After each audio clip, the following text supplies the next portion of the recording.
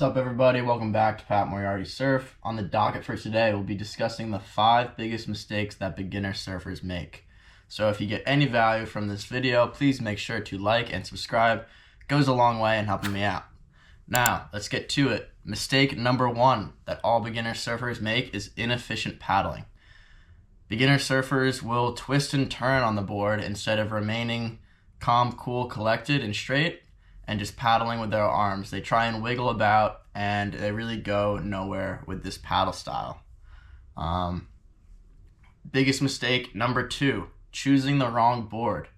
Most people, if you're getting into the sport, particularly if you're like a young athletic guy and you use a board that's too small for you. Me and my friends would call this board hubris, meaning that you're riding a board too small for you, even though that's not at your skill level. To be honest, I've done this before. I made the first mistake when I went to Indonesia. My first board was a 5'11", 29-liter board, and there was no way I should have been riding that. I should have had something that was at least 6'3", with a fair amount of liters, maybe 33 to 35 liters. Mistake number 3, choosing the wrong waves. People love to go where there's a crowd, and this is something I see all the time as a surf instructor. Whenever I'd give lessons, I would look for spots on the beach that were less crowded, and that's where I'd give my lessons. For whatever reason, a crowd attracts a crowd. So if there's a bunch of people at a break, that actually means that more people will paddle out there. It's sort of this reverse psychology thing that I've never quite understood in surfing. Mistake number 4, paddling for every wave. Now, this is pretty common. When you get out there, you get a little tired and your decision making starts to get off. You get frustrated, so what do? You see a wave coming, you paddle for it. You miss it, and then you turn around and you see another wave coming, you paddle for that one. This is a great way to make 0 friends in the lineup. People are going to be like, hey, that guy's a jerk, he's trying to take all the waves. In reality, it's just something that happens when you're surfing. Yeah, you get frustrated and you make poor decisions. Now, 4.5 is that same mistake, except the reverse, paddling for no waves.